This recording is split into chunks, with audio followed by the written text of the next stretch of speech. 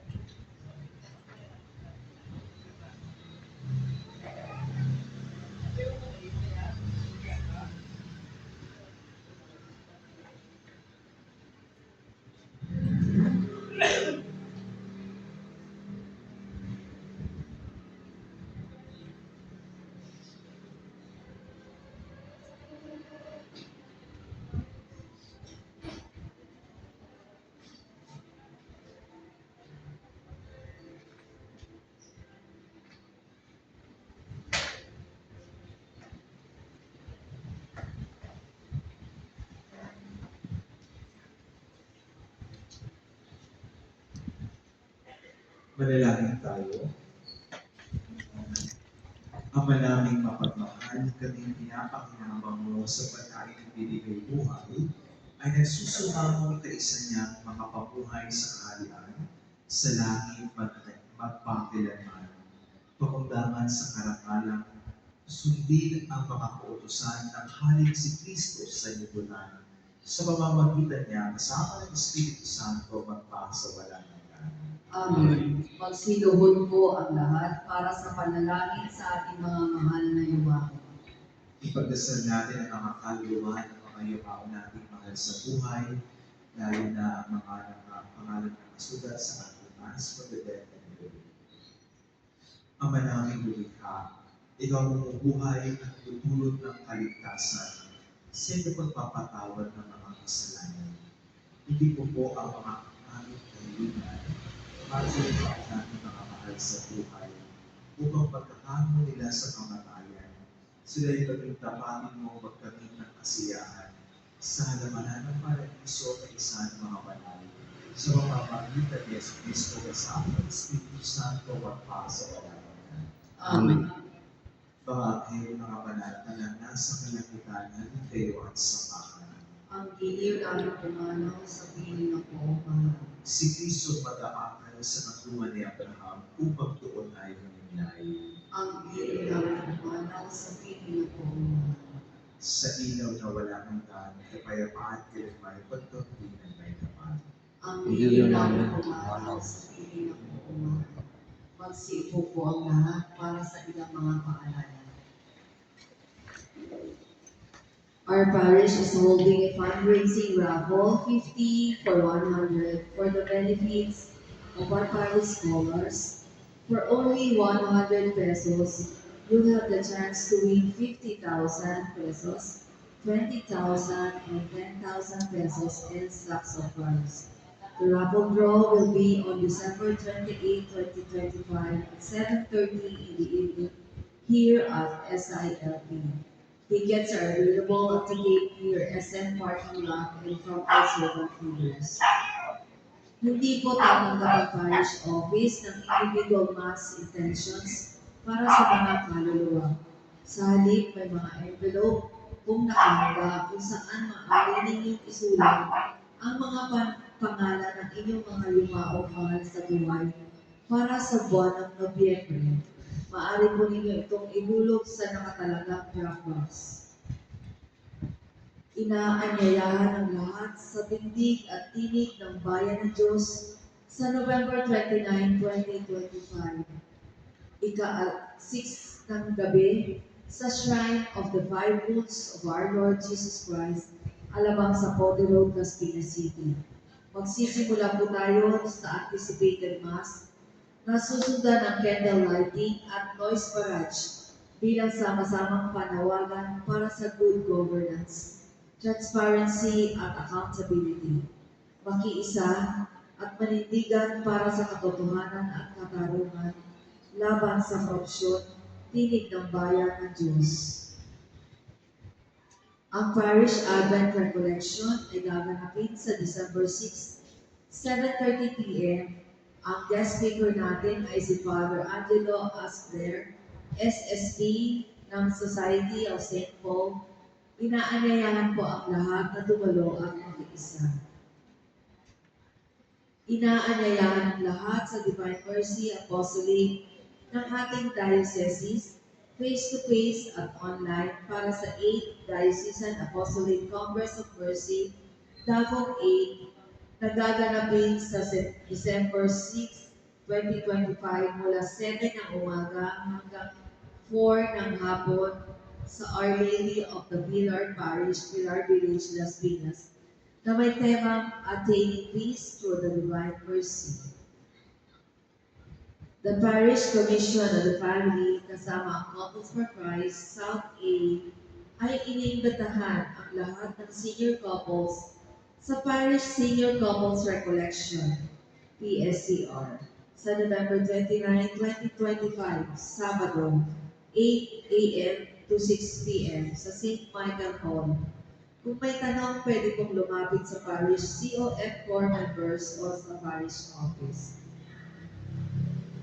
ang Parish Commission on Service to Human Promotion or COSHP sa pakikipagtulungan ng Las Piñas Health Office at Las Piñas City Real Estate Board Corporation, LPCREB, ay magsasagawa ng bloodletting project na may temang Dugungan Dugo, Dugong Buhay Ko sa December 7, 2025 mula ika-8 ng umaga hanggang alas 2 ng hapon sa St. Michael Hall.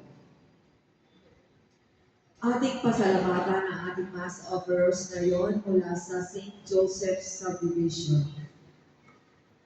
Magsitayo na po ang lahat. Sumainyo ang Panginoon Sumainyo rin. at pagpalain kayo ng ating makapangyarihang Diyos, Ama, Anak at Espiritu Santo. Amen. Tapos na ating pagdiriwang, kumain kayo mamaya. Salamat sa Diyos. Mga idol, tapos na ang misa. Pag-subscribe na lang, like and share. Alpha Moto Vlog TV. Tayo po ay uuwi na. Maraming salamat sa mga viewers ko dyan, Luzon, Visayas, Mindanao. Maraming salamat sa inyo sa pagsuporta nyo sa akin.